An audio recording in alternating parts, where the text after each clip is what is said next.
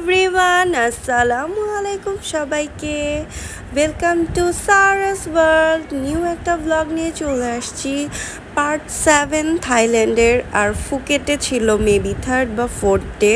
So চলে যাচ্ছি একটা মলে, অ্যান্ড মলে কোনো ধরনের আসলে ওইরকম ঘোরাঘুরি করা হয় নাই এই মলটাতে, কারণ আমরা একটা বিউটিফুল প্লেসে ভিজিট করার জন্য এই মলটাতে আসছি। অ্যান্ড ওই পর্যন্ত যাওয়ার জন্য যেই পথে আমার যা যা পড়েছে সব কিছু আমি ক্লিপে নেওয়ার চেষ্টা করেছি। তো আর ফ্রুটস নিয়ে কি কথা বলবো, এই যেখানে চা ছিল দেখে আমি এক্সাইটেড হয়ে গেছি, কারণ থাইল্যান্ডের চাগুলো খুবই মজা।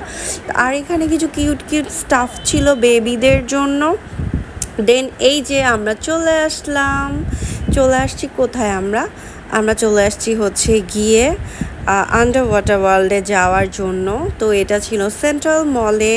দেন আমরা এই যে অ্যাকোরিয়াম, লাইক অ্যাকোরিয়াম বা অনেক কিছু আন্ডার ওয়াটার ওয়ার্ল্ড। সো এখানে চলে গেলাম। যাওয়ার পর যা যা দেখেছি আনএক্সপেক্টেড, লাইক এত এত সুন্দর সুন্দর জিনিস আমাদের পানির নিচে থাকে। এই যে কালারফুল মাল্টিপল কালারের ফিশ, যেটা কখনোই কল্পনা করা সম্ভব না আসলে। আল্লাহ তাআলা কীভাবে এত এত সুন্দর সুন্দর জিনিস বানিয়েছেন, মানে না জানিয়ে আল্লাহই কত সুন্দর, তাই না? এত সুন্দর সুন্দর জিনিস বানিয়েছে। তো যাই হোক, এখন আমরা চলে আসছি, এখানে একটা শো হয়, সেই শোটাও দেখবো আমরা। সো এই যে এত বড় বড় মাছ, যা কিন্তু ভিডিওতে একটুও বোঝা যাচ্ছে না এদের সাইজটা। বাচ্চারাও খুবই এক্সাইটেড হয়ে গিয়েছে, আর আমি বড় হয়ে যেহেতু এক্সাইটেড হয়ে গিয়েছি, বাচ্চারা তো এক্সাইটেড হবেই। সো এটাই তো স্বাভাবিক, রাইট? তো এই যে বাচ্চারাও এনজয় করছিল, আর আমিও এনজয় করছিলাম। আর এত বড় বড় মাছ, এত এত ফিশ। তো আমাদেরকে বললো এখন হচ্ছে গিয়ে মাছের ফিডিং টাইম। সো ফিডিং করানো হবে, ফিডিং শো দেখতে হলে ওয়েট করতে হবে। তো আমরা ঠিক টাইমেই পৌঁছে গেছি, দ্যাটস ওয়াই আমরা অনেকগুলো ফিডিং শো দেখতে পেরেছি। তো এই যে মাছগুলোকে খাবার দিচ্ছিল, তো এত বড় বড় মাছ, লাইক মানুষটা যে ভিতরে গিয়ে খাবার দিচ্ছে তাতেই বোঝা যায় না মাছগুলো কত বড়। আমার তো দেখেই ভয় করতেছিল। আর মাছগুলো যখন মুখে তুলে মাছগুলোকে খাইয়ে দিচ্ছিল, মাছগুলো এত বড় বড় হা করতেছিল বলার বাইরে। দেখার পর এই যে দেখেন, দেখার পর কতটা মানে এক্সাইটেড লাগে, তাই না? সামনের থেকে এটার ফিলিংস টোটালি ডিফারেন্ট। সামনের থেকে দেখার মজা অন্যরকম।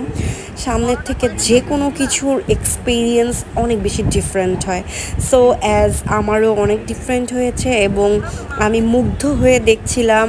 লাইক বাচ্চারা যেমন মুগ্ধ হয়ে থাকে, আমিও লিটারলি একটা বাচ্চার মতোই খুব মুগ্ধ হয়ে দেখছিলাম। আর ফিডিং টাইমটাতে যাওয়ার পর আমার কাছে মনে হয়েছে আমি অনেক ভাগ্যবান যে আমি ফিডিং টাইমটা দেখতে পেরেছি, কজ এটা অনেক সময় অনেকে দেখতেও পারে না। আর ফিডিং টাইমটা টোটালি ডিফারেন্ট, অ্যান্ড আসলে অনেক এক্সাইটমেন্ট কাজ করে। এমনিতে মাছরা ঘোরাঘুরি করে অ্যাকোরিয়ামে, রাইট? বাট ফিডিং টাইমে যে কে কতটুকু খাবে, কার থেকে কে বেশি নিবে, ও মাই গড। যখন এই লোকটা নেমেছে আর কি ফিড করাতে, চারিদিক থেকে সব মাছরা একসাথে জড়ো হয়ে তাকে ঘিরে ধরেছে। লাইক তারা বুঝতে পেরেছে এখন তাদের ফিডিং টাইম, ওদের মেবি মেনটেন করা হয় time. So that's why. So দেখে এতটা ভালো লেগেছে। আপনারা ভিডিওটা এনজয় করতে থাকেন, দেখবেন আপনাদেরও ভালো লাগবে। আমি ধৈর্য ধরে এতক্ষণ যাবৎ আপনাদের জন্যই ভিডিওগুলো করেছি, যাতে আপনারা এক্সপিরিয়েন্স করতে পারেন আমার মতন দূরে বসে, যার যার ঘরে বসে। বাট এক্সপিরিয়েন্সটা কিন্তু খুবই সুন্দর। আর যারাই যাবেন বা কারোর কখনো যদি যাওয়ার মানে হয় যে লাইক কি বলবো সুযোগ হয়, তাহলে অবশ্যই এরকম আন্ডার ওয়াটার ওয়ার্ল্ডটা একটু দেখবেন।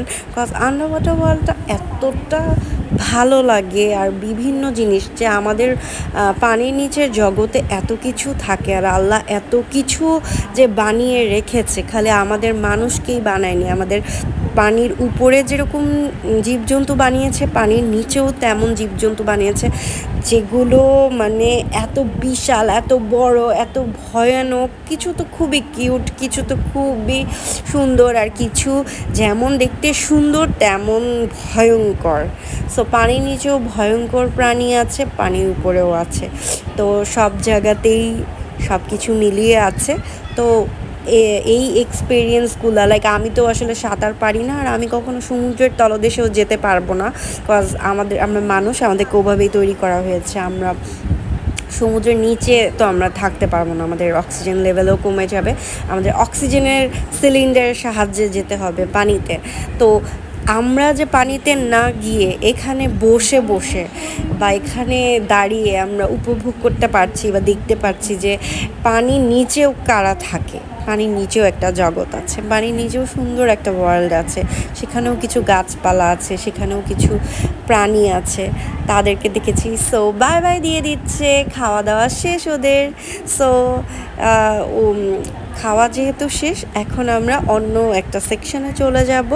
বাট যেতে আমার একটুও ইচ্ছা করছিল না, মনে হচ্ছিল এখানে বসে থাকি, এখানে আরও এনজয় করি, দেখি যে আরও কি হয়। আর এখানে যে বাচ্চাদের সাথেও এই যে ভিতরের যে ফিশারম্যানটা ঢুকেছিল ফিট করানোর জন্য, তো সে কিছু ছবি তুলেছে, প্লাস খুব মজা লাগলো দেখে। তারপর এটা আরেকটা সেকশন, এখানে কিছু কচ্ছপ ছিল, অ্যান্ড কালারগুলা ওদের পানির নিচের পাখি বলছি, এটা তো পানির নিচের পাখি, ওরা আসলেও সত্যি কথা, যেটা মুখ দিয়ে বের হয়ে গেছে আসলেও সত্যি।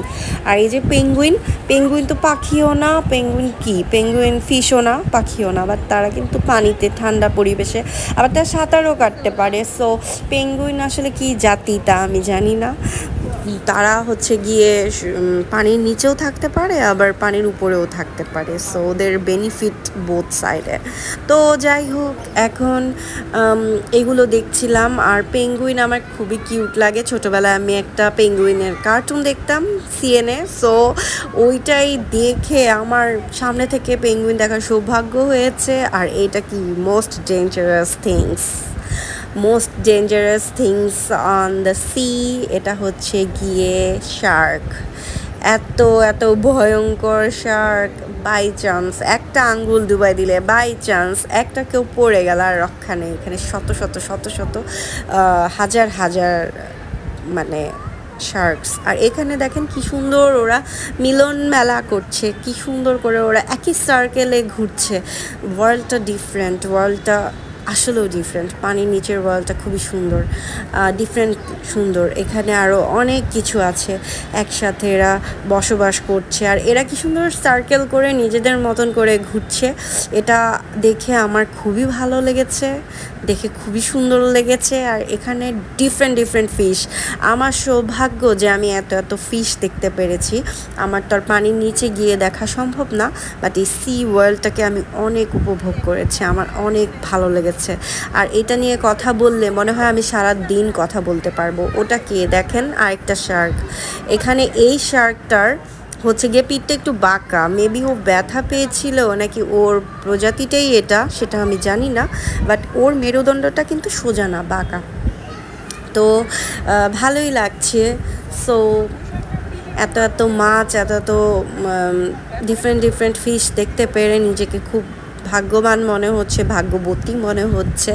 তো এখানে আরও আমার মনে হচ্ছিল কি আমি নিজেই পানির নিচে দাঁড়িয়ে আছি, পানির নিচে ওরা আমার চারপাশে ঘুরছে, এরকমটাই ফিল হয় ওখানে গিয়ে। যেহেতু আমাদের মাথার উপর চারিদিকে গ্লাসে ফিশগুলো থাকে, সো ফিল হয় আমি নিজেই সমুদ্রের নিচে চলে গিয়েছি, আর গিয়ে এই সমস্ত ফিশের সাথে দেখা করছি, কথা বলছি, ছবি তুলছি। এখানে পিকচার্সগুলো খুব সুন্দর এসেছে।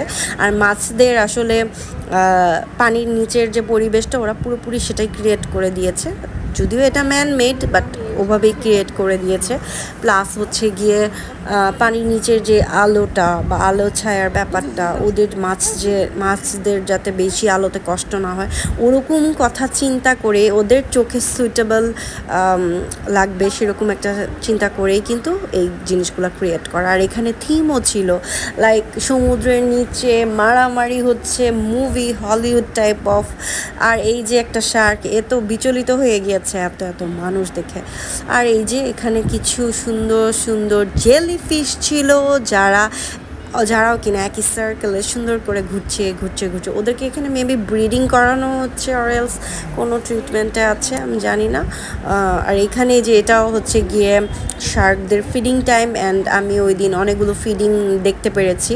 সো শার্কদেরও ফিডিং টাইম স্টার্ট হয়ে গিয়েছে, ওরাও ফিডিং করছে। আর দেখেন ফিডিং করার সময় কতটা ছুটাছুটি করতে থাকে, কে কার আগে খাবে, কে কার থেকে বেশি খাবে, মানে খুবই ভালো লাগে। আর পানির নিচে তো ওদের আসলে নিজেদেরকেই শিকার করতে হয়, বাট যেহেতু এটা ম্যানমেড, সো এখানে তো ওদেরকে ফিট করানো হয় টাইম টু টাইম, প্লাস এটা একটা শো। আর এই যে পেঙ্গুইনরা সাঁতার কাটছে, পেঙ্গুইনদেরও ফিডিং টাইম দেখেন কি দুষ্টু, পুরা মানুষের বাচ্চাদের মতো। ও মাছটা যেখানে যাচ্ছে ও সেখানে কে আগে নিবে, কে কার থেকে নিবে। আর ওদের জিনিসটা আমার এত ভালো লাগে, ঐক্যবদ্ধ, ওরা সবসময় ঐক্যবদ্ধ হয়ে থাকে। এবং দেখেন খাওয়ার সময় ওরা সবাই একই সিরিয়ালে যাচ্ছে, মাছ যেখানে সবার গোল একটাই, লাইক ওই ফিশটা ক্যাচ করা। সো সবাই কেউ কিন্তু একা যাচ্ছে না, সবাই একসাথে ট্রাই করছে। এটা টোটালি আমাকে নস্টালজিক হয়ে গিয়েছিলাম আমি এই জিনিসটা দেখে, যে ওয়াও, মানে এমন কোনো একটা পেঙ্গুইন নেই যে না আছে আমার লাগবে না বা আমি খাবো না, সবাই একই সাথে যাচ্ছে। আর ওরা কতটা পাংচুয়াল অ্যান্ড কতটা ওরা ডিসিপ্লিনড, দেখেন একই সাথে মুভমেন্ট করছে। অনেক মজা লেগেছে আমার এই পেঙ্গুইনের ফিডিং শোটাও। আমি খুব পারফেক্ট একটা টাইমে গিয়েছিলাম। পারলে আপনারা ঠিক 12টা-1টার দিকে যাওয়ার চেষ্টা করবেন, তাহলে সুন্দর ফিডিং টাইমগুলো দেখতে পারবেন আর খুব মজা লাগে দেখতে। আর এই যে এটা কে, এগুলো কারা, এগুলো নতুন জিনিস দেখতে পেরে, এগুলো তো আমি সবসময় ডিসকভারিতেই দেখেছি, বাট সামনাসামনি দেখে খুবই ভালো লাগলো। দেন আমাদের খাওয়ার টাইম হয়ে গেল আর আমরা খাওয়া দাওয়া করে ফেললাম এতক্ষণ ঘোরাঘুরির পর। অ্যান্ড দেন সমুদ্রে চলে গেছি। সমুদ্রে যাব না এটা কি হয়, সমুদ্র আমাকে খুব টানে, আমার খুব ভালো লাগে সমুদ্র। আর ঠিক সন্ধ্যা হওয়ার আগে দিয়ে, লাইক মাগরিবের টাইমটার আগে দিয়ে আমরা গিয়েছিলাম সমুদ্রে এনজয় করতে। অ্যান্ড সমুদ্রে যাওয়ার পর আমি খুবই মজা করি। সমুদ্রটার মধ্যে যদিও ছোট সমুদ্র, আমাদের দেশের সমুদ্র তো বিশাল বড়, বাট এই সমুদ্রটা এটা অন্যরকম, এটার পানি অন্যরকম, এটার কালার অন্যরকম, এই পানির টেক্সচার অন্যরকম, সব কিছু অন্যরকম, চারিদিকে মানুষজন অন্যরকম। আর খুবই ভালো লাগছিল, কিছু শামুকও কুড়িয়েছি এখান থেকে। আর পানি এনজয় করছিলাম, যেহেতু পুরোটা ভিজতে পারবো না, আমাদের আরও অনেক জায়গায় যেতে হবে সমুদ্রের পর, দ্যাটস ওয়াই আর পুরো শরীর ভিজাইনি। সো এই পর্যন্তই থাকছে ব্লগটা। আল্লাহ হাফেজ সবাইকে।